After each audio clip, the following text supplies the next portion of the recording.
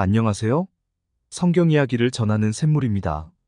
지난 영상에서 삼위일체와 관련하여 일부 말씀을 드렸습니다.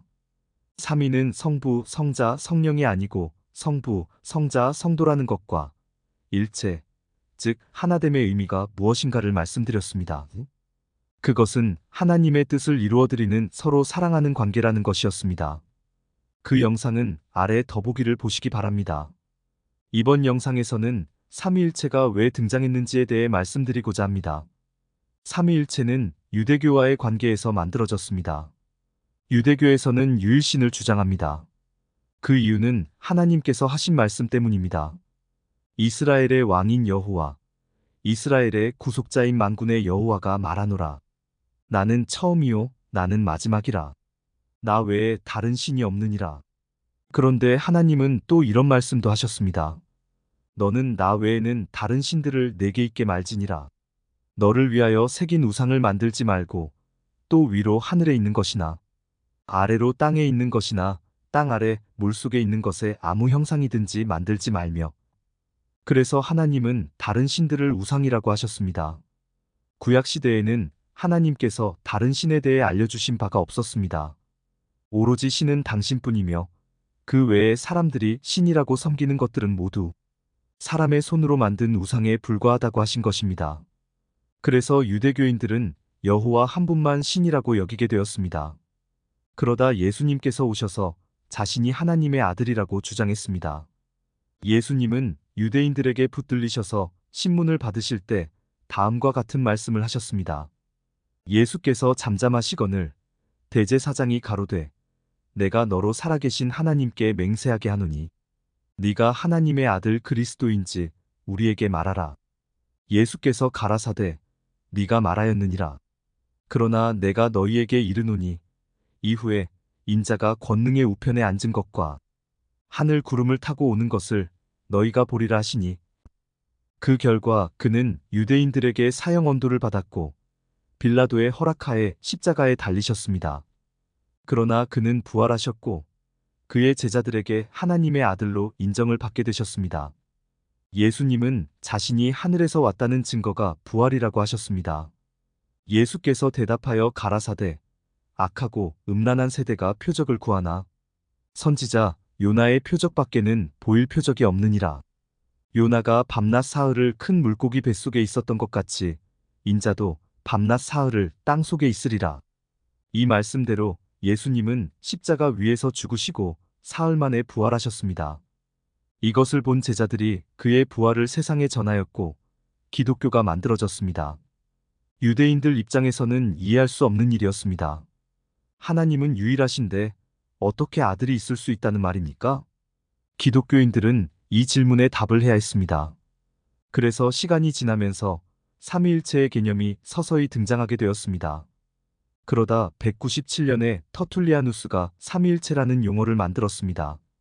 그 이후에 수많은 논쟁이 있었고 325년 니케아 공의회에서 성부와 성자의 본질이 같다는 결론을 내렸습니다. 그러나 그에 대한 논쟁은 계속 이어졌고 381년 콘스탄티노플 공의회에서 성령의 신성을 강조함으로써 삼위일체 교리가 정립되었습니다. 그 이후 성자의 인성과 신성에 관한 논쟁이 벌어졌고 451년 칼케톤 공의회를 통해 그리스도는 완전한 신성과 완전한 인성을 지니셨다고 결의했습니다. 이렇게 삼위일체 교리 논쟁은 325년 니케아 공의회에서 시작하여 126년 만에 마무리되었습니다. 그러나 그 개념은 인간의 이성을 넘어선 것으로 이에 대한 반발이 지금까지 끊임없이 이어져 오고 있습니다. 이 모든 논쟁은 유일신 개념 때문에 생긴 것입니다. 우리말로는 하나님이 단수입니다. 그런데 이에 해당하는 히브리어 엘로힘은 복수입니다. 문제는 엘로힘이 단수 동사를 취한다는 것입니다. 그래서 엘로힘은 하나님의 위대함을 나타내기 위해 복수형으로 표현된 것이고 실제로 하나님은 한 분이라고 여겨졌습니다. 엘로힘이 복수 명사인데 왜 단수 동사를 취하는가 하는 문제는 다른 영상에서 다뤘습니다. 더보기에서 그 영상을 참고하시기 바랍니다. 저는 엘로힘을 창조주들을 가리키는 집합명사로 보면 이 모든 문제가 이해될 수 있다고 봅니다. 예수님도 여호와를 도와 창조에 참여하셨으므로 엘로힘에 속하는 것입니다. 이에 관한 설명은 더보기에서 잠언에 나온 예수님에 대한 영상을 참고하시기 바랍니다. 그러므로 그 창조주들 안에 여호와 하나님도 계시고 예수 하나님도 계신 것입니다. 그 외에 어떤 분들이 그 안에 계시는지는 성경에 나타나 있지 않습니다. 삼위일체의 문제 중 하나는 성령이 삼위에 포함된다는 주장입니다. 그런데 예수님은 그런 말씀을 하신 적이 없으며 하나 되는 것은 성부, 성자, 성도라고 하셨습니다. 아버지께서 내 안에, 내가 아버지 안에 있는 것 같이 저희도 다 하나가 되어 우리 안에 있게 하사 세상으로 아버지께서 나를 보내신 것을 믿게 하옵소서. 내게 주신 영광을 내가 저희에게 주었사오니 이는 우리가 하나가 된 것 같이 저희도 하나가 되게 하려 함이니이다. 예수님은 아버지가 내 안에 계시고 내가 아버지 안에 있는 것 같이 당신의 제자들도 하나가 되게 해달라고 하셨습니다. 그러므로 하나가 되는 존재들은 아버지, 아들, 그리고 그의 제자들입니다. 그의 제자들뿐 아니라 그의 제자들과 같은 반열에 들어가는 성도들은 모두 그 말씀에 속합니다. 그들은 14만 4천 명의 하늘 군병들입니다. 14만 4천에 대해서는 더보기를 참고하시기 바랍니다. 그런데 성령을 하나님으로 볼 수 있는 구절이 있다고 말하는 분들이 있습니다. 아나니아와 삽비라 일화에서 베드로는 다음과 같이 말하였습니다.